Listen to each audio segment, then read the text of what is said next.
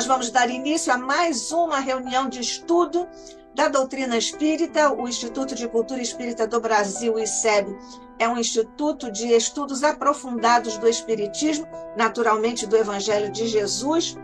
E nós, neste instante, rogamos, Jesus, ao teu coração sublimado, as bênçãos por sobre o nosso instituto, por sobre todos os nossos mentores, particularmente nosso fundador Deolindo Amorim, nosso presidente de honra Jorge Andréa, e todos os demais que trouxeram o Instituto até aqui e vão continuar a nos ajudar a levá-lo adiante. Desce Jesus por sobre todos nós em ambos os planos de existência, que nos dedicamos nesta hora ao estudo do teu Evangelho e da codificação de nosso amado codificador Allan Kardec. Distende tuas bênçãos, Jesus, por sobre todos os nossos irmãos em duras provas e expiações no planeta que amorosamente diriges.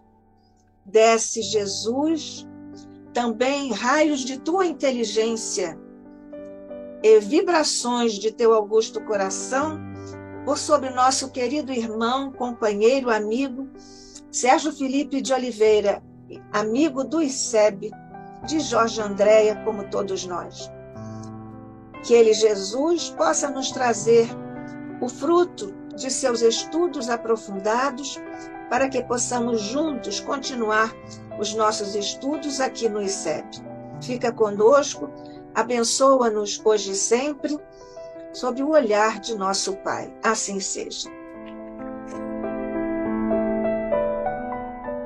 Então, nós recebemos Sérgio Felipe de Oliveira hoje, formado pela Faculdade de Medicina da USP, a Universidade de São Paulo, na área de Clínica Geral. É mestre em Ciências pelo Instituto de Ciências da USP, com área de concentração em Anatomia, Neuroanatomia e Ultraestrutura Cerebral. Sua dissertação de mestrado é sobre o estudo da ultraestrutura da glândula pineal humana com microscopia eletrônica.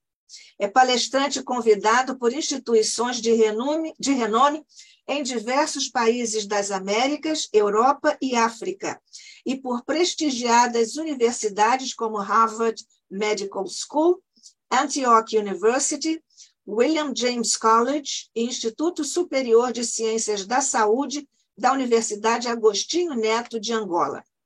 Contribui para difundir seus estudos a respeito da glândula pineal humana e seus reflexos no organismo e a lógica clínica na moderna holografia da abordagem transdisciplinar. É diretor clínico do Instituto Dr. Sérgio Felipe de Oliveira, onde faz seus atendimentos, desenvolve estudos e projetos de pesquisas qualitativas, associando conceitos de psicologia, psiquiatria, biofísica, biologia e espiritualidade, a fim de promover a qualidade de vida de seus pacientes, estimulando-os a atuarem proativamente na manutenção de sua saúde. Ao agradecermos mais uma vez a presença querida do nosso Sérgio Felipe de Oliveira, que vem agora, hoje, nos falar sobre dinâmica psi, o dinamismo psíquico nos campos emocionais e espirituais. Somos todos ouvidos. Sérgio Felipe. Na verdade, eu estou traduzindo um pouco daquilo que o Jorge Andréa trouxe para a gente, né? Antigamente, havia um volume chamado Dinâmica Psi. Era um volume, um livro especificamente sobre esse assunto. Hoje, o Jorge Andréa deixou uma obra, vamos dizer assim, que seria um tratado, na verdade, né? E essa obra é uma publicação do ICEB em homenagem ao nosso querido Jorge Andréa, quando ele chegou aos 100 gloriosos anos de vida, tão produtiva, tão maravilhosa. Então, o ICEB publicou essa obra em homenagem ao nosso querido Jorge Andréa. E, no fim, é uma síntese de toda a obra dele. E aí, no caso, eu fiquei raciocinando que eu preciso pincelar alguns pontos, Conceitos. porque, na verdade, é muito extensa a obra do Jorge André. E eu acho que, quando ele fala de dinâmica psi, não é? Esse termo dinâmica psi, ele faz uma certa alusão à linguagem da parapsicologia, não é? Fala psiteta, psi, Isso. né? Tem essas. Ele gostava Conotações. é, de fazer essa, de dialogar com a parapsicologia, sobretudo no terreno onde a parapsicologia tratava das questões mais vinculadas ao espírito, não é? E ele trazia também, por exemplo, no primeiro capítulo, o psiquismo, ele vai trazer a cartografia da psique. E ele vai usar um modelo junguiano, que é o Carl Gustav Jung. Ele foi colega de Freud na escola de Salpêtrière, em Paris. A escola de Salpêtrière fica no hospital Salpêtrière. Se você estiver na igreja de Notre-Dame, indo em direção à Ponte Neuf, seguindo mais adiante, em direção ao centro, né, a Torre Eiffel, você pega uma direita, já não sei qual é das direitas que é, e você logo vai encontrar o Hospital Salpêtrière. Você pode entrar sem pedir licença no átrio principal e, seguindo adiante, você vai se encontrar com o Hospital Philippe Pinel e com a Escola do Charcot. Você vai se encontrar lá sem conseguir detectar o mesmo glamour da época, vamos dizer assim. Mas o Hospital Philippe Pinel, ele foi inaugurado por Pinel, por Philippe Pinel, na Revolução Francesa. Você sabe que os hospitais não eram construídos para que os médicos os visitassem. O médico não entrava no hospital no século XVIII. O hospital era um local para isolar uma pessoa, para que ela não contaminasse a sociedade. Seria mais ou menos parecido com as nossas prisões. Tipo assim, a pessoa comete um crime e ela é isolada para que não cometa outro. Mas não se pensa que ela esteja doente espiritualmente ou mentalmente e que ela passe por algum tratamento, embora a doutrina jurídica presuma isso, não, de fato não é o que acontece. Nem no Brasil, nem acho que nos Estados Unidos também não, ou na Europa. Não existe esse tom humanitário como poderia se presumir frente às questões do conhecimento espiritual. Como não havia na época com os doentes também não. Assim, os hospitais eles eram normalmente construídos à beira-mar e, quando havia uma lotação, punha-se em barcos e jogava a deriva no mar, desovando o hospital. O filósofo Michel Foucault escreve um ensaio muito interessante no nascimento do hospital, explicando essa história.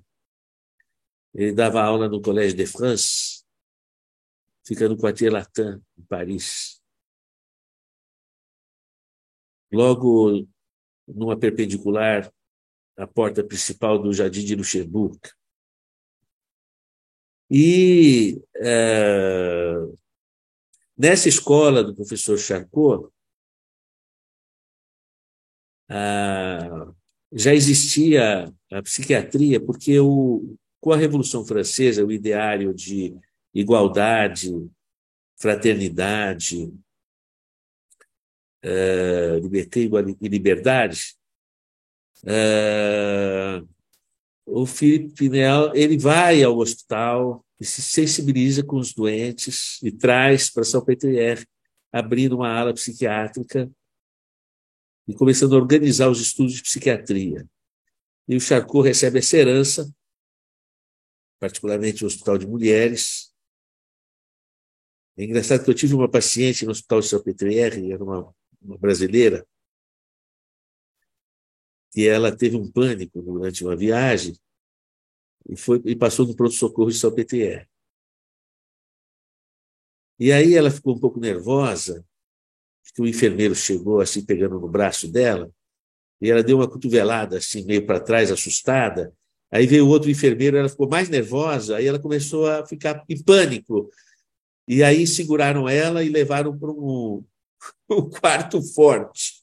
Aí, aí ela enlouqueceu, assim, quebrou Piorou. tudo, piorou, tal.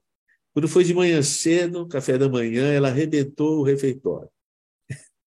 Ela dizia assim, doutor, é uma coisa incrível, uma força me pegava, além das minhas possibilidades de impor minha vontade. Eu estava, de fato, possuída por alguma força desconhecida. Não é? E na época, bom, isso aconteceu recente, né? Mas, recente quero dizer, contemporaneamente, mas na época, esses casos que envolviam as obsessões espirituais, em São PTR era estudada por Gustavo Gelei. O Gustavo Gelei, ele entendia que não existiria uma obsessão espiritual sem uma neurose. E ele dizia o seguinte, ele dizia que grande contribuição trará para a medicina psiquiátrica aquele que conseguir estruturar um mapa anatômico do psiquismo, não é? E ele antecipa o mapa anatômico de Freud, não é? E justamente o primeiro capítulo do livro do Jorge André é a cartografia da psique. Por isso que eu me lembrei dessa história, porque ele começa com a cartografia da psique e justamente o Gustavo Gelei havia pronunciado que desenvolver um mapa anatômico do psiquismo seria uma grande contribuição. E parece que ele tinha essa intuição, o Jorge André também, de que deveria começar por aí. Mas ele cria um mapa junguiano. Ele se baseia num mapa junguiano. Você tem o self, profundamente, que é o eu profundo.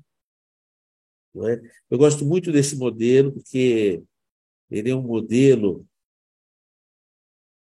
mais real, na minha forma de entender, e que coincide com a versão espiritual. Diz assim, vós sois deuses, podeis fazer tudo o que eu faço e muito mais. Jesus disse isso. Ele não disse vós sereis deuses. Ele disse vós sois.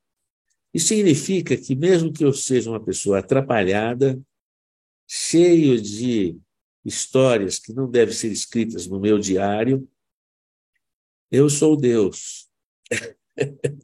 É que, na verdade, entende-se por esse mapa que todos nós temos um eu profundo, que seria esse self, e que, numa linguagem espirítica, seria a identidade ou semelhança com Deus. É o que fomos criados, é a nossa parte saudável, coincidência com Deus. Então, alcançar esse eu profundo é nos colocar em ponto de coincidência com Deus, e isso é uma coisa que todos nós temos agora, independente da nossa história. Nós fomos criados dessa forma. Não é? O que ocorre é que existe uma construção superficial que envolve o self, envolve o profundo, que eu vou simplificar aqui, que é a mente, que ele vai colocar aqui como zonas afetivas, campos dos sentidos e uma série de terrenos da mente. E a mente é algo interessante. Eu posso estudar o que eu tenho na minha mente, o que se passou ontem ou hoje, de sorte que a mente é uma referência externa ao meu eu. A consciência que analisa a mente. Eu analiso a minha mente, eu não sou minha mente, mas eu sou aquele que analisa ela. Quer dizer, eu sou esse self. Não é? E a mente é um espelhamento das relações com tudo aquilo que a gente comunica nas nossas convivências, não é? E é nesse sentido que o Jorge André ele vai valorizar bastante os impulsos externos. Os impulsos externos. Então, ele vai colocar aqui no desenho dele, assim, aqui, as forças que vêm do self profundo e sustentam todos os terrenos de imantação do psiquismo. Corpo perispiritual, corpo mental, corpo físico. E existe um outro canal, que são os impulsos externos que atingem o corpo físico, o perispírito e impressionam o self. Então, ele vai chamar todo esses impulsos externos, que são espelhamentos da mente, não é? Ele vai chamar de núcleos de potenciação. Esses núcleos de potenciação vão impressionar o físico a partir do DNA. Então, ele faz uma alusão aos núcleos de potenciação. Seriam raízes formadas em face à absorção das experiências do meio, em que o ser milita, e que, pelas suas ajustadas elaborações evolutivas, iriam como que sublimando e iluminando o inconsciente ou o espírito. Então, naturalmente que essas experiências do meio vão iluminar se houver sintonia com a consciência. Não é? Há um grande homeopata americano, e talvez depois de Hahnemann, ele é o mais expressivo homeopata, que é o Kent, Tyler Kent. O Tyler Kent, ele vai dizer que o homem é o que ele pensa e o que ele ama.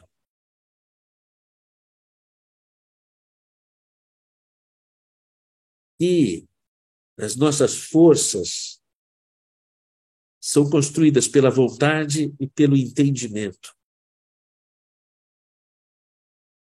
Então, quando ocorre essa coincidência, a vontade e o entendimento, o amor e o pensamento, o amar e o pensar, então as experiências são assimiladas de forma luminosa, entrando em sincronicidade com esse eu profundo que corresponde à nossa identidade com Deus.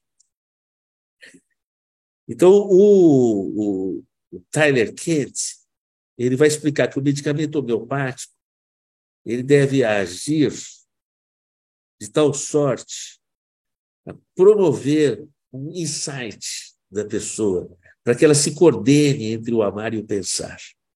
Porque a descoordenação desse sistema, o amar e o pensar, a vontade e o entendimento, provoca os desequilíbrios. Justamente por quê? Porque esses núcleos de potenciação, esses vórtices, se eles não abrigam estruturas do meio, das experiências que nós vivemos, e que tragam ou que sejam construídos nessa base, eles não iluminam a pessoa. Quer dizer, formam-se vórtices que acabam sendo instrumentos de auto-obsessão. Não é? E isso modula o DNA de tal sorte que gera desequilíbrios, vamos dizer assim. Né? Então, é um tanto complexa a literatura do Jorge André, vamos dizer. Não é? Ele realmente, eu poderia dizer até que esse livro ele é um tratado. Eu acho que existe algo a se atualizar na questão da sexualidade, sobretudo no capítulo que fala de homossexualidade. Isso precisa ser atualizado para uma condição da nossa época, né? Vamos dizer assim. O Jorge André tinha 100 anos, vamos pensar assim. Não é? Então, esse é uma obra bastante complexa. Vamos avançar um pouco. Interessante, ele vai ele vai falar, veja, dinâmica do psiquismo. Ele está procurando fazer a cartografia do psiquismo e ele encontrou o eu profundo, o self, e ele encontrou a mente na zona afetiva,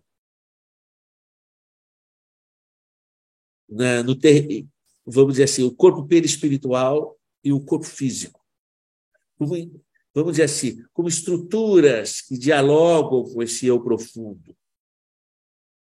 Como se que nós fomos construídos à imagem e semelhança de Deus. Esse self, esse eu profundo é luz. Mas essa luz precisa brilhar. Nós precisamos assumir consciência de nós mesmos. E esse processo aparece por toda essa indução, por esse mergulho na natureza, por esse mergulho no meio.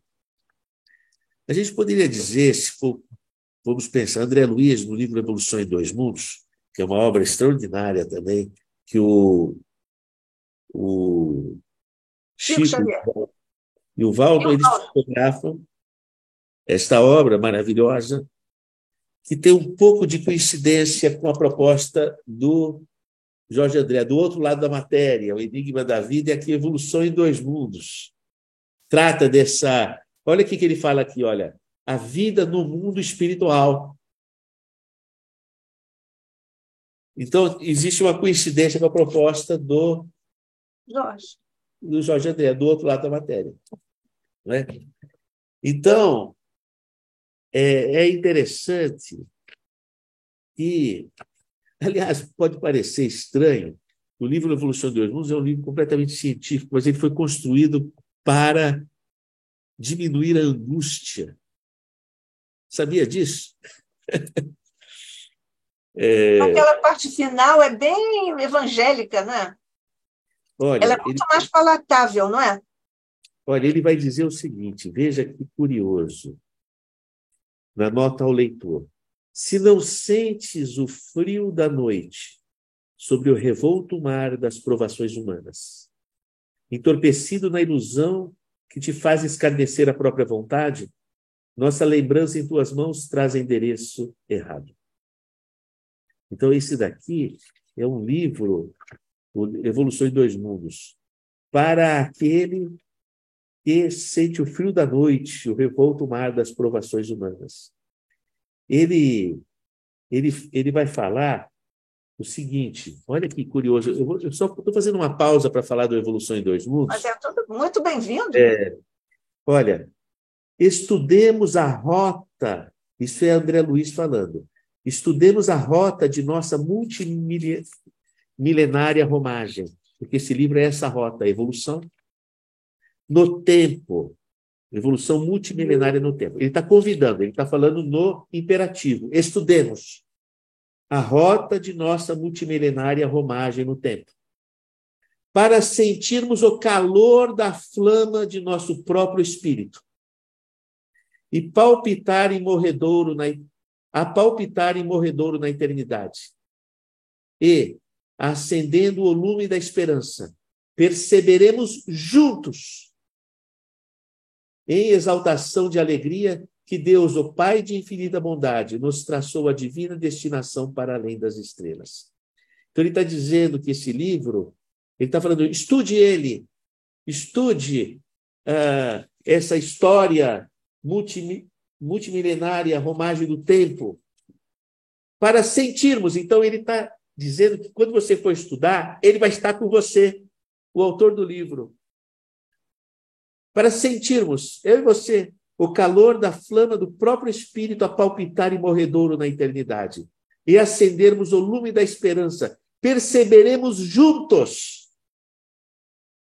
em exaltação de alegria. Então, ele está explicando que esse livro, ele fala ao Espírito. Ele não fala, ele fala ao coração. Ele está dizendo que existe uma mágica nesse livro, que se você estudar, ele vai estar contigo, o autor, e você vai começar a respirar, não é? e sentir o calor da flama do nosso próprio espírito a palpitar em morredouro na eternidade. Olha que interessante. Ele é completamente um livro que fala ao coração. Não é? E aí, o que acontece? Acontece o seguinte, eu vou voltar para o Jorge André porque isso tem uma ligação. No Evolução em Dois Mundos, no primeiro capítulo, plasma divino. O fluido cósmico é o plasma divino, hausto do Criador ou força nervosa do todo sábio. Nesse elemento primordial vibram e vivem constelações e sóis, mundos e seres, como peixes no oceano. Isso significa que nós estamos submersos num plasma divino. O Allan Kardec usa o termo fluido cósmico universal. Mas esse termo fluido cósmico universal, ele não traz a dinâmica consciencial que o termo plasma divino traz. Porque fluido cósmico universal parece algo frio. Eu só estou analisando a linguagem. É uma questão de semântica. Mas plasma divino, que o André Luiz vai colocar aqui, já retrata uma coalizão entre a consciência do todo e a essência primordial daquilo que vai se constituir na matéria e na natureza. E é interessante porque, se nós pegarmos os mecanismos da mediunidade, ele vai dizer no capítulo que fala o sangue e a fluidoterapia, que o sangue absorve esse plasma divino na respiração. Então, quando a gente tem essa consciência que nós estamos imersos no plasma divino, e que esse plasma divino, esse fluido cósmico, ele é a matéria fundamental de tudo o que envolve a natureza, inclusive o nosso corpo, então nós estamos respirando Deus, nós estamos abraçados por Deus completamente. A gente poderia dizer que a natureza, ela representa a força mental, a força do amor do todo sábio, e que quando nós respiramos e vivemos nessa natureza, nós estamos abraçando a Deus e sendo abraçados por Ele. A cada inspiração, eu tenho Deus dentro de mim. Jesus já havia demonstrado isso quando ele diz que Deus está no céu. Lembrando que o céu de Jesus não é o céu de Galileu, onde as estrelas distantes são intocáveis. Mas o céu de Jesus é o céu do pescador, onde as nuvens pairam e representa o céu que nós respiramos. E essa respiração, ela vem impregnada do plasma divino, aquilo que os hindus chamam de prana, e alimenta o espírito. Porque a nossa consciência muito primária, precisa da matéria, do abraço da matéria, enquanto manifestação divina, para poder despertar com a sua sensibilidade ainda precária.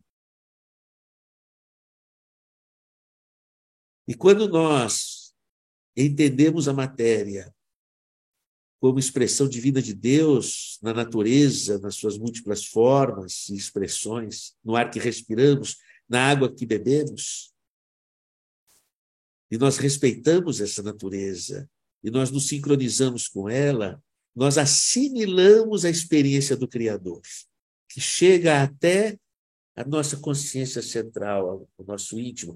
Por isso que Jesus tinha domínio sobre a água e sobre os elementos. Por que ele tinha esse domínio? Porque ele tinha plena integração com a natureza. Por isso que São Francisco dominava os animais, porque ele tinha plena integração com a natureza.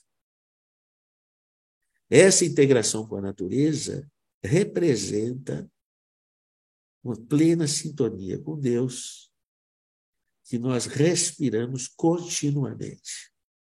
Deus é tão sábio que nas nossas aflições, quando ficamos ofegantes nos nossos medos e ansiedades, mais vezes inspiramos o hálito divino na respiração sôfrega da pessoa ansiosa. Deus ali se apresenta no seu hálito divino que nós inspiramos. Então, eu estou aqui, na verdade, fazendo um corolário das questões que ligam o psiquismo ao nosso corpo físico e à natureza. O Jorge André, ele traduzia esse diálogo. Ele vai falar também dos chamados discos energéticos ou chakras. E quem vai estudar essa questão é mesmo o André Luiz no Evolução em Dois Mundos. Por isso que esse livro é importante para entender o Jorge André. Tá?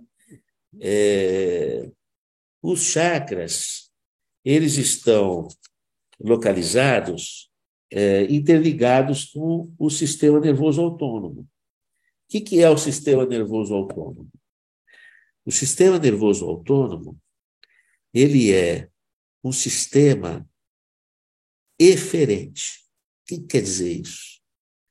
Quer dizer que ele sai do sistema nervoso central, ele parte do sistema nervoso central. O que é o sistema nervoso central? É tudo que está dentro da caixa craniana, tudo que está dentro dessa caixa craniana, tudo que está dentro da coluna vertebral. Tudo que está ali dentro é sistema nervoso central. Pega o cérebro, o tronco encefálico, a medula espinhal. Tudo isso é sistema nervoso central. O que sai da coluna, sai de dentro da coluna e vai embora, são inervações. Isso é sistema nervoso periférico. Esse sistema nervoso periférico que sai do sistema nervoso central e vai formar a inervação das vísceras, do coração, da tireoide, do estômago, do sistema renal, do sistema genésico. Esses são plexos nervosos. São entroncamentos nervosos, que vamos dizer assim, que tem uma grande quantidade de energia elétrica. Você pode observar esses plexos dissecando o cadáver nos estudos anatômicos. Eles saem do sistema nervoso central e chegam até a víscera. Como esses neurônios, eles funcionam por atividade elétrica, quando há um entroncamento de neurônios, você tem uma grande profusão de atividade elétrica. O plexo cardíaco irradia eletricidade a 20 metros de distância, porque é uma grande atividade elétrica. Toda vez que você tem atividade elétrica, você tem atividade magnética, sempre. Então, é eletromagnética. É assim que no nosso corpo a gente pode fazer um exame que é a ressonância nuclear magnética. O nosso corpo tem campo magnético, um magnetoencefalograma, assim como eu posso fazer um eletrocardiograma. Então, esses neurônios, eles criam um campo onde nós vamos ter ali aninhados os chakras. Os chakras estão aninhados nesse vórtice eletromagnético produzido pelos plexos nervosos. Agora, o plexo nervoso, onde está aninhado o chakra, ele é eferente. Isso significa que a energia elétrica sai da coluna, do sistema nervoso central e vai para o coração. Sai da coluna, vai para o coração. Sai da coluna e vai para o estômago. Sai da coluna e vai para a tireoide. Então, é uma energia que sai do sistema nervoso central e vai, se expande. Então, o chakra cardíaco, por exemplo, o chakra gástrico, o chakra básico, o chakra genésico, o chakra laríngeo, mesmo o chakra frontal também, porque, vamos dizer assim, são inervações que se expandem, eles absorvem a energia do corpo. Absorvem. Agora, o chakra coronário, ele está ligado à glândula pineal. E a glândula pineal, ao contrário do sistema nervoso central, ela não irradia a energia, ela absorve, ela é um órgão sensorial, ela capta. Então, o coronário está ligado a uma estrutura que capta a energia, mas o cardíaco está ligado a uma estrutura, o chakra cardíaco, que emite energia. Então, o chakra cardíaco recebe energia, manda para o coronário manda para a pineal, volta para o corpo. Ciclo. É um ciclo. Agora, se tiver com o coronário fechado, o cardíaco manda para o coronário está fechado, não volta para o corpo. Aí começa a provocar um vórtice de energia que vai afetar o coração. O coronário não se abre quando não se ama. Emoção sem amor sobrecarrega o coração. Sexualidade sem amor sobrecarrega o chakra genésico. Alimentação sem amor sobrecarrega o sistema digestório. A fala sem o amor e o afeto afeta a tireoide e o aparelho fonador. Então, o amor ele abre o coronário e permite a reciclagem da energia. Era ciclo. Não é? Então, o entendimento dessa relação entre o psiquismo na sua profundidade, vamos dizer assim, axiológica, que é amar ou odiar, implica numa dinâmica perispiritual e numa dinâmica física. São relações que se interrelacionam, se intercambiam, vamos dizer assim. Agora, tem que se tomar muito cuidado com o juízo de valor. O André Luiz ele vai explicar. Uma pessoa pode ter uma pedra na vesícula porque é uma pessoa amarga. Mas uma pessoa pode ter uma pedra na vesícula por tudo que lutou contra as amarguras da vida. Então, você tem a mesma lesão, mas com status espiritual diferente. Então, a gente nunca pode presumir o status moral pela lesão que a pessoa apresenta, mas sim pela forma como ela lida com os desafios que o organismo lhe traz. Não é? Então, é muito importante tomar esse cuidado, não é? Porque a pessoa pode estar passando pela mesma lesão, mas a experiência dela é uma experiência de superação, de luta, ao contrário da outra, que com a mesma lesão estava consumida nos problemas e suas sombras. Não é? A gente sempre deve olhar, na verdade, até diria que a doença é como você lida com o problema. Se você não encontra significado no problema, então você tem uma doença. Se aquele problema tem significado, você tem um caminho. Já não é mais doença. Por isso que a cura da doença envolve uma ressignificação. Quando a mulher hemorrágica toca Jesus e para de sangrar, ela diz a Jesus, Senhor, tu me curastes. E Jesus disse, não fui eu que te curei. A tua fé te curou. Essa foi uma primeira, vamos dizer assim, explicação psicossomática que o Cristo traz de forma mais direta. Veja, o que é a fé? No Evangelho segundo o Espiritismo, nós vamos entender que a fé é explicada como fidelidade aos caminhos de nossa predestinação. Que nós trazemos na alma os algoritmos daquilo que representa o que viemos fazer. E quando nós trazemos essa memória e descobrimos dentro de nós esse propósito, e nós somos fiéis a ele, nós temos certeza do percurso. E é essa certeza que remove montanhas. As montanhas são as nossas vacilações, as nossas dúvidas,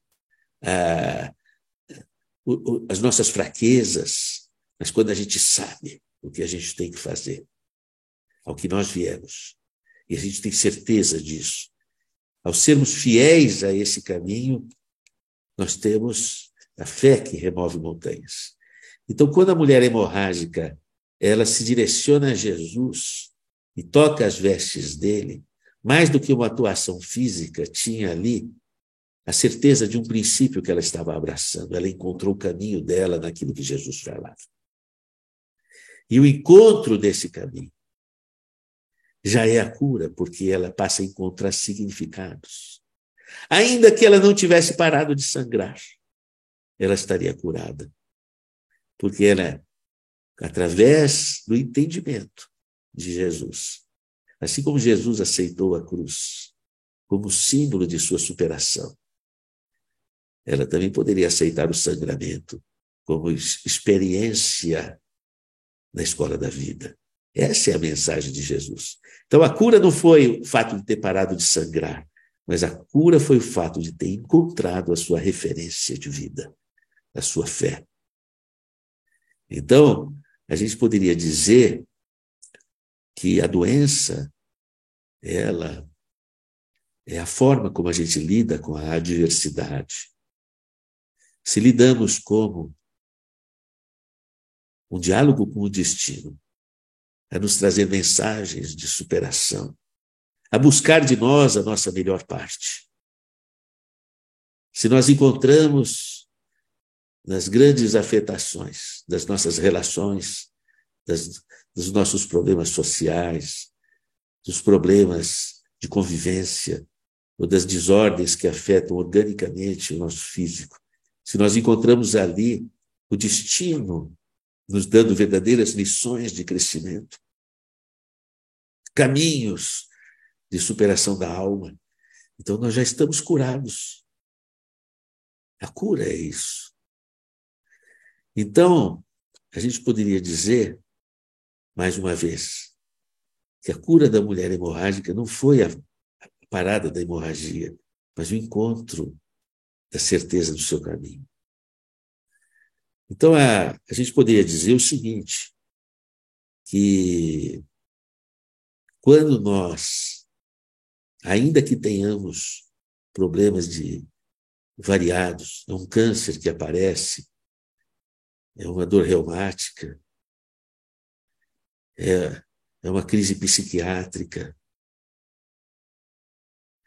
eu posso lidar com isso como uma experiência que me consome, mas eu também posso ressignificar isso como um diálogo com o destino a me chamar a melhor parte e a chamar de mim a minha superação. Esse é o processo de cura. Não é? Aí o que acontece? Nessa posição, nós passamos a ter domínio sobre a matéria, sobre a natureza, porque nós entramos em perfeita conexão com a vontade divina. Eu não combato o câncer, eu agradeço ele. A medicina vai auxiliar a superação, mas eu, na minha intimidade, agradeço a ele. Quando eu pergunto, Senhor, o que queres que eu faça?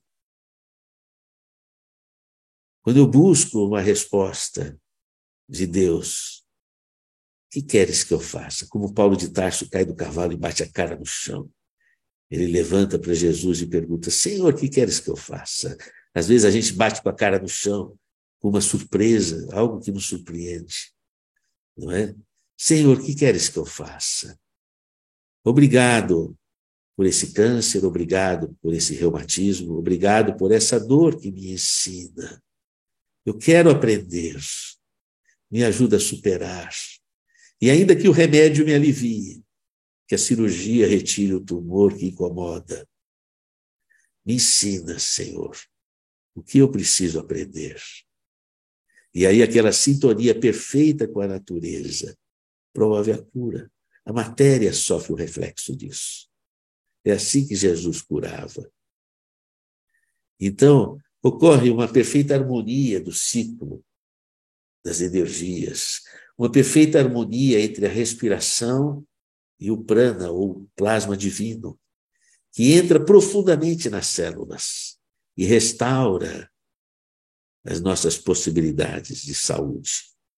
Nós temos pleno domínio sobre a natureza, se nós soubermos dialogar com ela.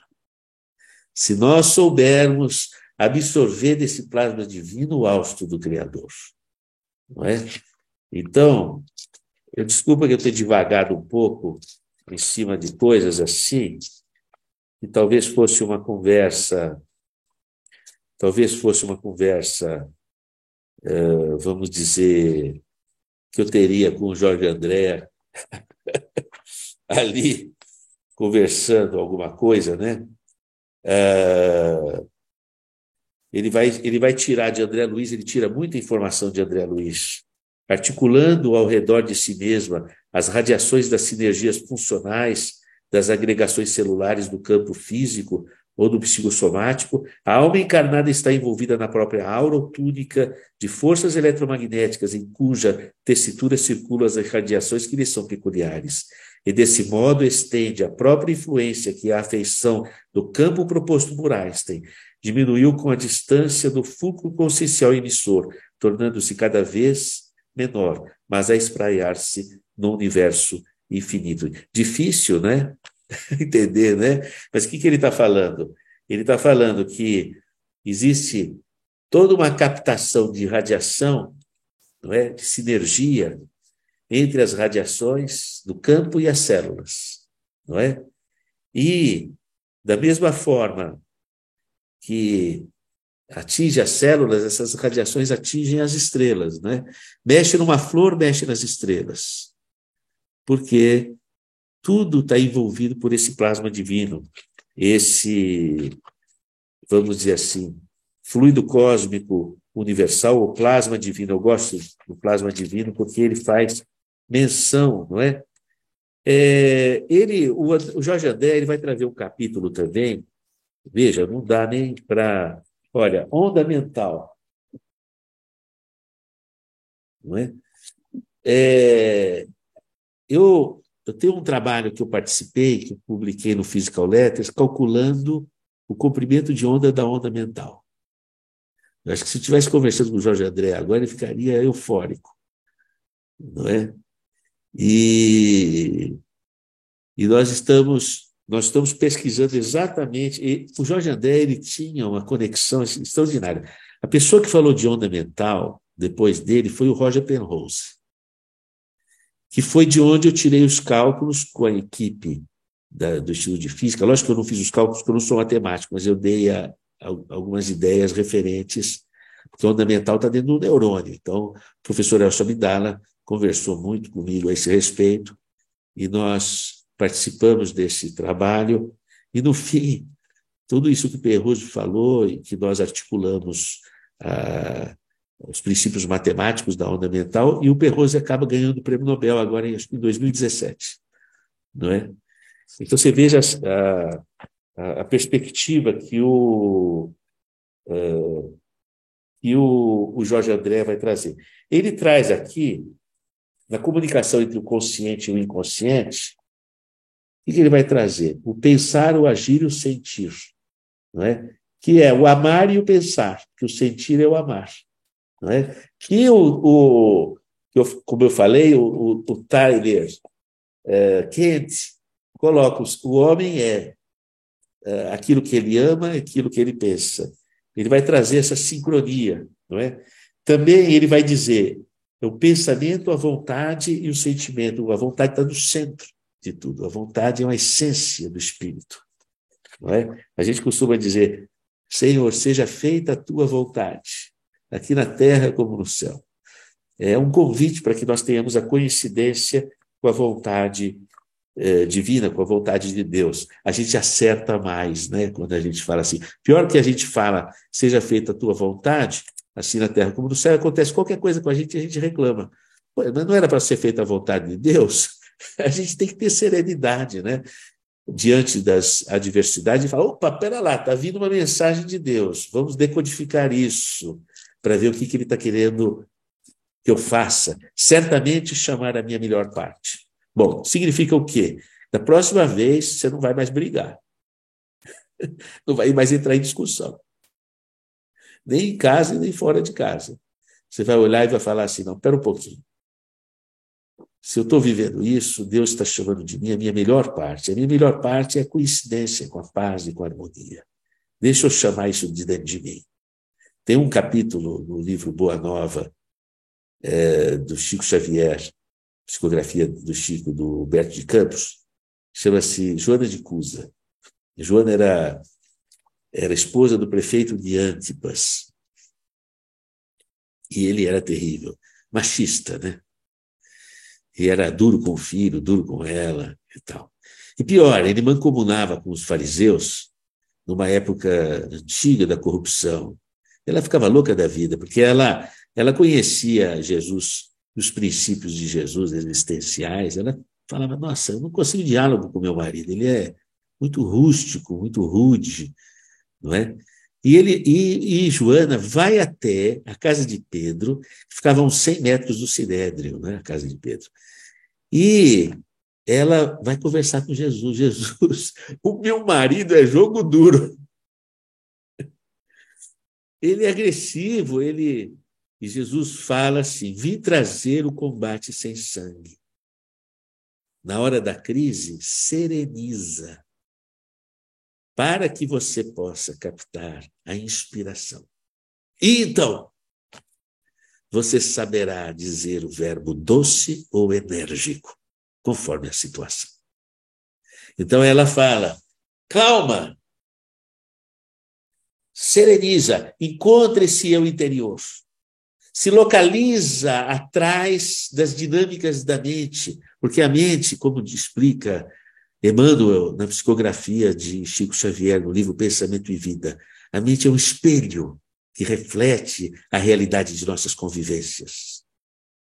Mas a gente vai, o quê? A gente vai para trás desse espelho encontrar a consciência em sintonia com Deus, encontrar aquela força que nos permita colocar a palavra doce ou enérgica, conforme a situação. Ele explica assim, não é? Então, a resignação cristã, ela não é uma resignação passiva, ela é aquele encontro da nossa consciência íntima, da nossa grande força em sintonia com Deus, para responder a tudo aquilo que está no espelho de nossa mente, das grandes aflições que afetam a mente, no nosso mundo de relação, trazendo experiências, às vezes, muito difíceis, ainda mesmo na maturidade, exigindo muito de nós, naquela porta estreita para encontrar a solução íntima que nós trazemos em nosso coração, em sintonia com o Criador. Fica aí algumas reflexões para inspirados na obra Dinâmica Psi do Jorge André, grande amigo, saudosa memória. Muitíssimo obrigado pela oportunidade. Obrigada, Sérgio Felipe. Foi um delicado passeio no seu entrelaçamento de André Luiz, Jorge Andréia e Jesus, e ainda entrou pelo Michel Foucault. Eu achei muito interessante você dizer que o Michel Foucault fez uma visita, um comentário sobre o Saint-Pétri, é isso? Não, eu quis dizer porque ele tem uma obra, um trabalho que se Sim. chama O Nascimento do Hospital. Ah, sim. E nesse trabalho é que ele explica que os hospitais eram locais onde o médico não entrava. Por quê? Porque o doente era como o Vale dos Leprosos. Isso é uma herança da época até do Cristo. Doente não representava a raça, ele era apartado da sociedade. Não é? Então, os hospitais até o século XVIII eram vales dos leprosos, vamos dizer assim. Eles não eram. Eu estou usando um termo da época, lógico que Sim. sem a conotação de adjetivar a pessoa portadora de hanseníase. E então o Foucault ele faz esse estudo maravilhoso que chama O Nascimento do Hospital, não é? Que eu acho que de certa forma é um corolário da história da loucura. Lá ele trata da questão da lepra, linguagem da época, né? Eu achei interessante você lembrar o Foucault a respeito desse isolamento do, do paciente no hospital, porque ele tem uma reflexão a respeito simplificando muito o pensamento dele, evidentemente, quem domina o corpo, o tempo e o espaço do outro, domina o outro. Não é? Ele fala isso na Microfísica do Poder e em outras obras também. Mas eu não lembro de ele exemplificar com hospitais, porque ele exemplificou com escola, igreja e prisão. Não, o texto, O Nascimento do Hospital, que está no Microfísica do Poder, ele não traz exatamente como uma análise dessa questão de estrutura de poder por esse ângulo. Ele funciona como historiador mesmo. Ele traz os dados referenciais, históricos referenciais a esse processo, onde a medicina, mais tarde, depois da Revolução Francesa, com o Sim. ideal de igualdade, fraternidade e liberdade, assume o hospital, não é? E eu acho assim que muitas coisas. Eu não sei se o Foucault ele teria. Quando a gente escreve uma coisa, né, às vezes as coisas falam mais do que a gente escreveu. Né? Por exemplo, na hermenêutica do sujeito, que ele faz a história da filosofia, não é? E ele coloca que Sócrates vai trazer a primeira base daquilo que hoje nós entendemos como sendo bem-estar. Né? Ele dizia assim, ele explica que Sócrates dizia, cuida de si. Não é? E Jesus depois vai falar, cuida do próximo como a si mesmo.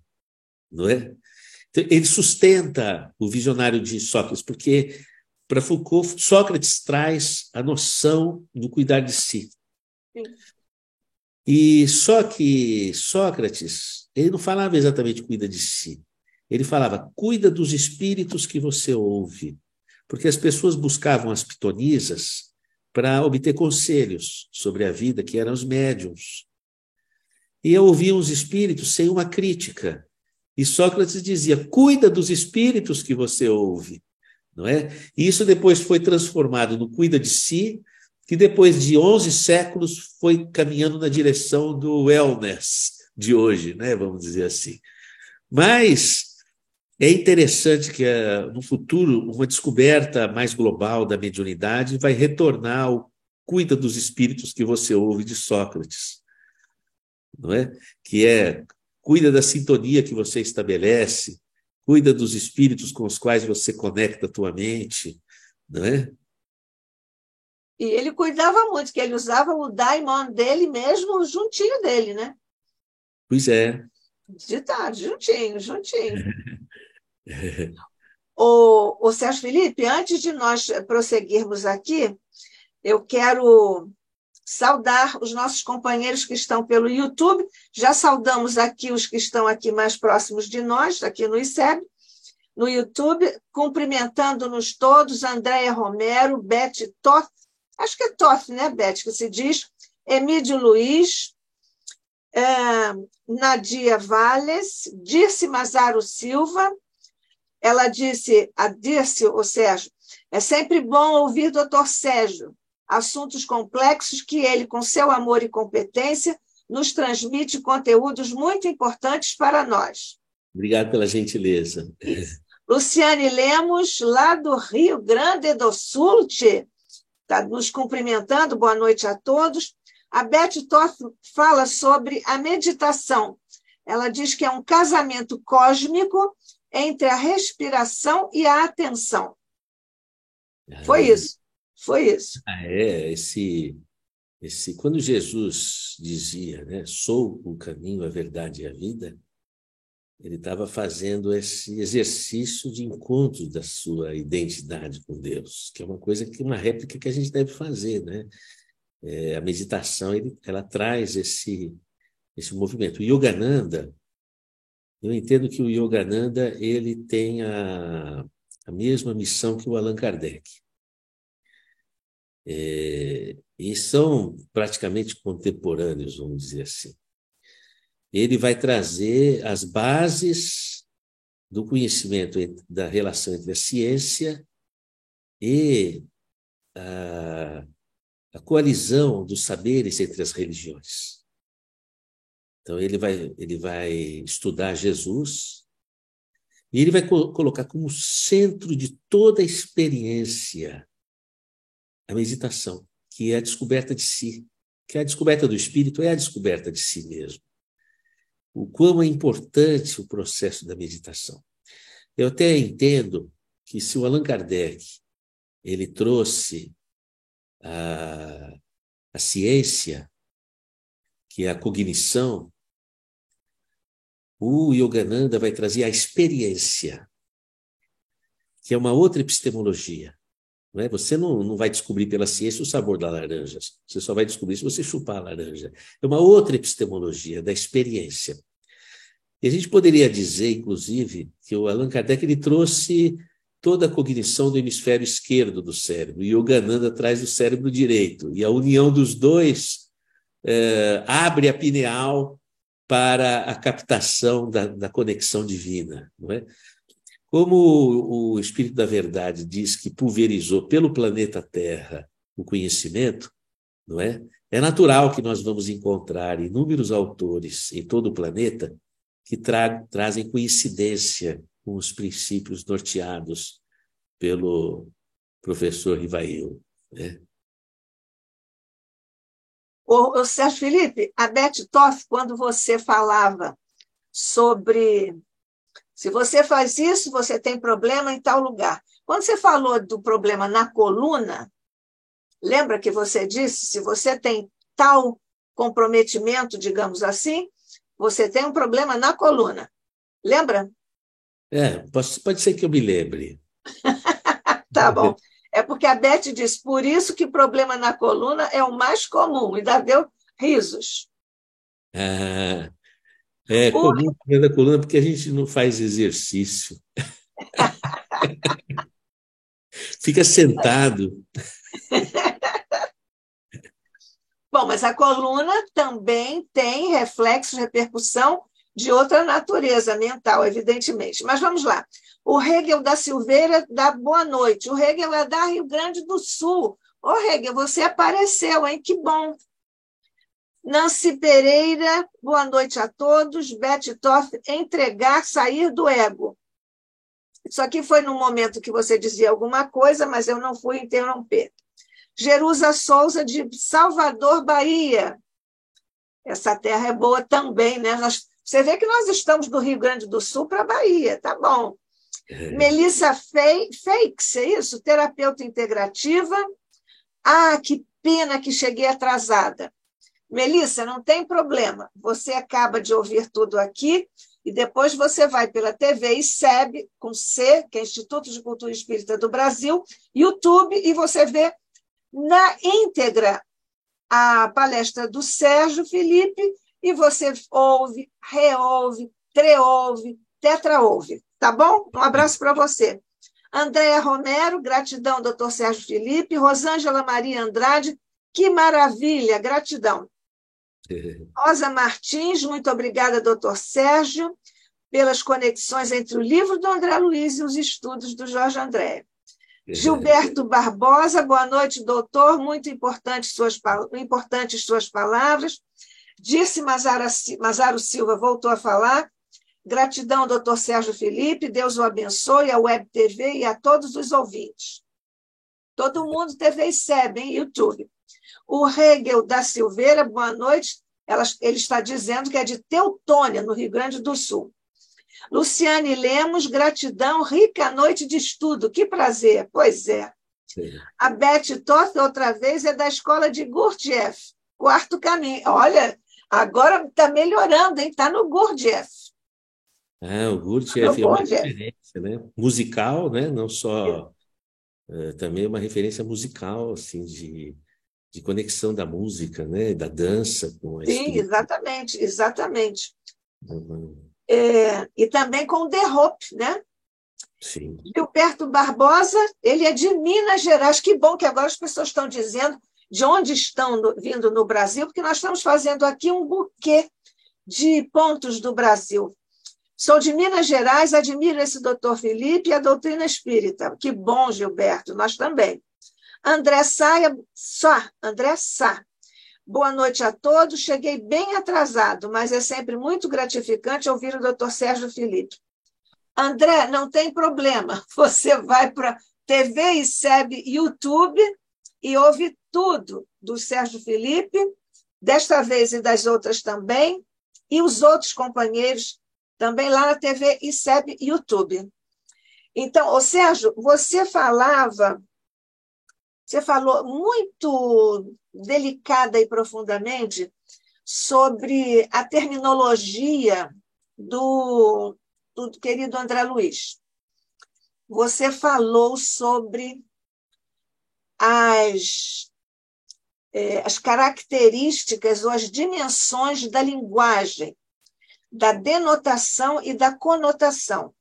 A linguagem da ciência, evidentemente, é descritiva, ninguém pode interpretar. Mas a conotação tem determinadas colorações, nuances de sentidos, de outros significados, que às vezes estão subjacentes, mas às vezes são agregados pelo repertório comum de uma comunidade linguística. Então, quando você falou sobre isso, foi muito bonito, eu acho que todos nos sentimos muito delicadamente envolvidos, que você tratou o plasma divino, apesar de ser também uma expressão científica de André Luiz, mas tem a conotação espiritual que o nosso mentor deu. Não é? Uma coisa linda mesmo. Uma coisa linda. O que você ia falar? É interessante porque esses livros do André Luiz, eles têm códigos secretos. Eles têm cada coisa, porque eles não podiam dizer de forma clara aquilo que a ciência ia descobrir depois. Então, eles colocam em códigos. Então, tem até uns trechos do Evolução de Dois Mundos que eu estou usando para reestruturar uma compreensão do mapa metabólico, e foi até matriz de uma conferência que eu fiz na Universidade de Harvard para o Departamento de Neurociências. Só eu não podia dizer que, olha, a ideia central veio do Chico Xavier, não é? Do André Luiz, né? Porque aí você disse que era de quem? Lá em Harvard. Não, eu não disse que... não coloquei a autoria de ninguém, eu coloquei como uma ideia a se refletir e pensar.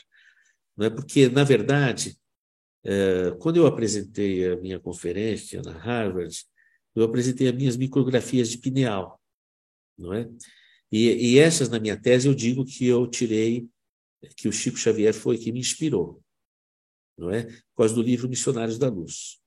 Isso está descrito na minha tese. Mas existe questões aqui no Evolução em Dois Mundos que abrem caminhos de interpretação, conhecimento de fisiologia, de metabolismo, que eu cheguei a comentar de forma informal na minha aula, não é? E assim, foi mais ou menos, tipo assim, deixa eu colocar uma sementinha aqui, depois lá na frente eu falo. Então eu fiz comentários informais, assim, desbloqueei um pouquinho não é? Sem dizer, eu falei, deixa eu semear aqui, depois eu volto a falar disso. Isso, depois você vai colher, tá certo. Isso já está lá no Primeiro Testamento, no Velho Testamento. Antes de você falar sobre a pineal, porque nós temos aqui uma questão de outra palestra, eu quero registrar que a Leia Brum está dizendo algumas centenas de reflexões que até estabelecer e entender as inter-relações. E ela também disse que Deus abençoe cada vez mais, querido doutor Sérgio Felipe. Obrigado. Ele está todo insensado hoje, hein, Sérgio Felipe? Puxa, vai fazer Puxa bem. vida, né? Puxa Graças vida. a Deus. Graças a Deus. Olha só, quando a nossa vice-presidente, a Rosa Rita Martins, fez uma palestra aqui, ela falou sobre a vida, a gênese da vida, etc. Então, surgiu, nesse momento em que nós socializamos um pouco as questões, surgiu a questão da pineal. Quando apareceu a pineal no mundo? E surgiu uma questão de que a primeira, digamos assim, o primeiro locus da pineal, ou lugar mesmo, é verdade que foi no jacaré? Não, assim, não, imagine. A pineal, ela existe já nos peixes, né? São filogeneticamente anteriores aos répteis, não é? Mas então também ocorre nos jacarés, claro. Então. Não, todos os animais têm pineal. Os répteis têm pineal também. Então, o que ocorre no livro Evolução em Dois Mundos, ele vai dizer que nos anfíbios, e começam nos anfíbios que estão, por exemplo, você pega aquela tartaruguinha da água. Aquela tartaruguinha da água que é anfíbia, né, vamos dizer assim, ela ali nessa escala evolutiva que aparece a consciência. Tanto que é verdade que se você pegar assim, os peixes, eles não se apercebem. Eu vou falar isso lato sensu, porque essas coisas não são muito na régua, não. Eles não têm muita percepção ou contato com o humano. Mas a tartaruguinha d'água, ela vai olhar, ela presta atenção, ela tem parece que existe uma projeção da consciência que começa ali. No livro Evolução dos Mundos, eles explicam isso. Não é? Embora isso pode não ser uma coisa na régua, não é? Mas, assim, é interessante. Agora, a pineal você vai ter desde dos peixes, e nos animais anteriores, filogeneticamente aos peixes, você vai ter órgãos correspondentes ou estruturas correspondentes à função cronobiológica da pineal. Não tem ser vivo sem algum tipo de representação dessa estrutura. Os unicelulares também? Também. Também porque, para você ter uma ideia, por exemplo, as mitocôndrias, elas produzem melatonina também. Só que a melatonina não endócrina, ela é chamada parácrina, ela é de ação local. Então, quer dizer, eu acho que chega... E nas bactérias, que as bactérias não têm mitocôndrias, mas elas têm os desmossomos, deve ter estruturas. Todos os seres têm estruturas correspondentes à pineal. Inclusive os vegetais. É mesmo? É. Tanto que o eixo melatoninérgico é o eixo filogeneticamente mais antigo da existência da vida, né? Existem algumas espécies, plantas, que tenham a pineal um pouco mais avançada que outras nessa linhagem filogenética? A planta ela não tem aquilo que você possa chamar de órgão pineal, não é? Ela tem estruturas cronobiológicas correspondentes, não é? E essas estruturas funcionam exatamente como funciona a pineal, ou pelo menos começam a ensaiar a produção à moda da pineal desenvolvida? A própria estrutura da fotossíntese é correspondente, né? Você pode ver que a fotossíntese, assim como a pineal é sensível à luz do sol, a luz do sol é fundamental para a fotossíntese. E assim como a pineal ela abre ou fecha a absorção do prana, que vem pelo oxigênio, a planta também, pela fotossíntese, também tem esse movimento do prana ou do oxigênio no próprio processo da fotossíntese. Então, existem correlações fisiológicas, né, que a gente poderia traçar aí, seria um exercício de reflexão, não é? Agora, as plantas, elas também têm uma hierarquia, você tem ah, as, as algas verdes, você tem as briófitas, as pteridófitas, depois você tem as gimnospermas, depois as fanerógamas, quer dizer, houve uma escala evolutiva das plantas também. Aí você pega uma samambaia, que é uma pteridófita, ela é uma planta muito antiga, anterior às plantas que geraram flores e frutos, por exemplo. A raiz da pteridófita ela é um rizoma, é muito diferente, uma raiz primitiva, né, como é o rizoma numa samambaia, por exemplo. E a samambaia se reproduz também por soros, que são princípios primitivos, ainda muito diferentes, ou primórdios daquilo que depois vai evoluir para as reproduções das flores, né? Ô, Sérgio, quando você diz que a pineal é sensível à luz do sol, e quando nós sabemos que existem países, evidentemente, grupos humanos, que vivem nesses países nórdicos, às vezes 300, quase 300 dias sem sol, como é que se comporta a pineal nesse caso? Não, a pineal se comporta sem captar o sol. Então, Mas ela se comporta melhor, por exemplo, nos países nórdicos, quase sem sol, no maior número de dias sem sol, ou aqui no Brasil? Não, aí na verdade é pior quando não tem sol, porque a escuridão, é, a escuridão, ela ativa a pineal, produz melatonina, né, em maior quantidade, e isso altera o estado de consciência, né? Precisa segurar uma barra danada para lidar com essa dinâmica. Por isso que tem muita depressão nesses países que tem pouca insolação, né? Por causa disso, porque a, a pineal, afinal, não produz ou não se comporta como ela seria favorecida para se comportar melhor, digamos assim. Afeta. A luminosidade afeta bastante. Afeta a gente, né? Por exemplo, nós estamos agora na frente do computador. 10 horas. A pineal começou a funcionar às 8 horas. Depois das 8, a gente tem que ir desligando dos eletrônicos. Estou perdida, viu, Sérgio? Eu estou perdida. Você pode imaginar o celular, então.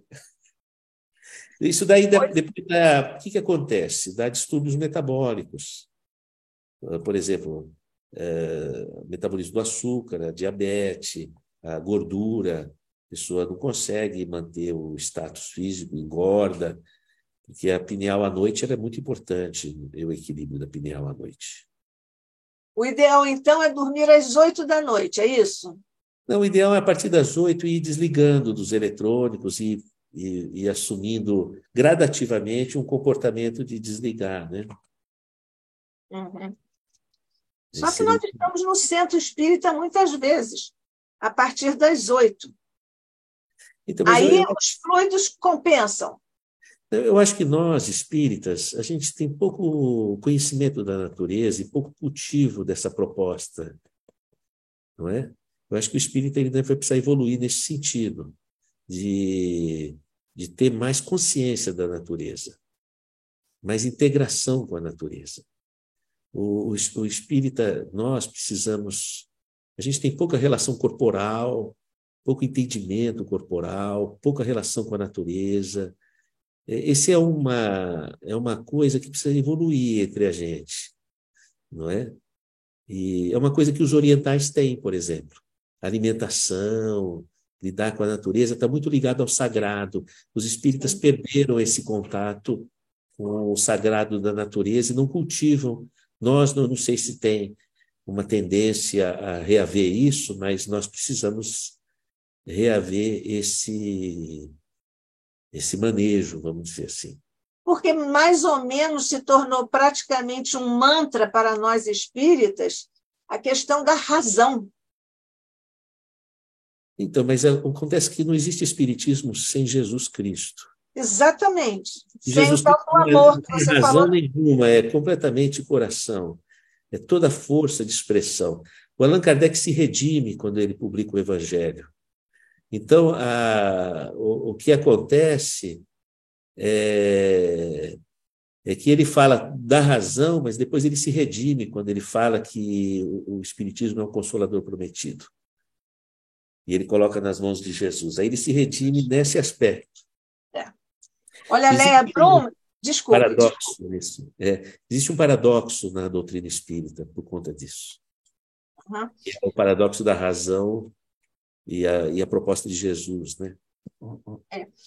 Olha, esse é o segundo comentário que a Léa Blum faz e que eu estou tendente a depreender que ela é sua colega na medicina, porque ela diz, aqui a segunda questão, plantões noturnos precisam de muito amor para equilibrar nosso organismo.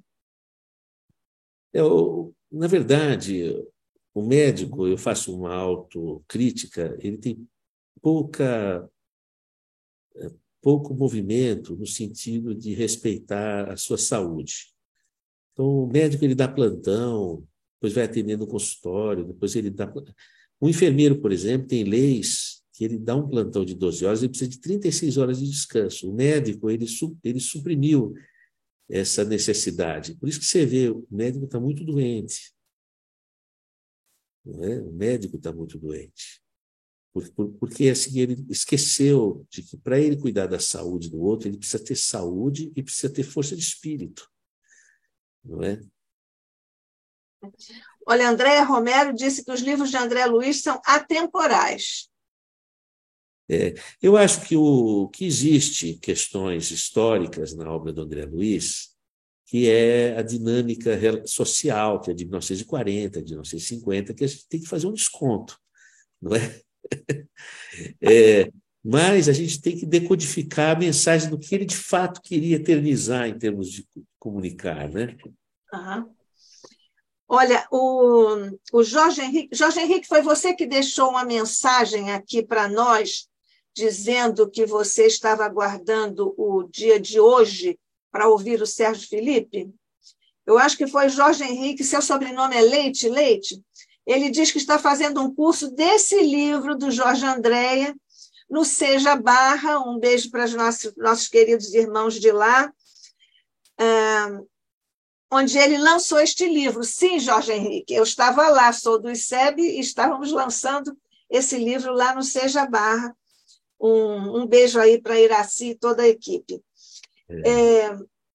Andréa Romero está aqui fazendo um comentário sobre o filme Nosso Lar 2, e eu queria, antes de nós encerrarmos hoje, até aproveitando a questão da pineal a partir das 8, que nós também já passamos, você fez uma observação ligeira quando você falou da estrutura do livro do Jorge Andréa sobre a necessidade de uma atualização no campo ou no capítulo da homossexualidade. Você podia falar mais rapidamente para nós encerrarmos? É porque ocorre o seguinte, veja, eu não vou falar do livro do Jorge André, porque eu acho que isso merece a gente, por exemplo, Sim. analisar para poder ver, tá? Eu vou falar genericamente, mas eu acho que dentro disso inclui um restauro dessas visões, dessas obras.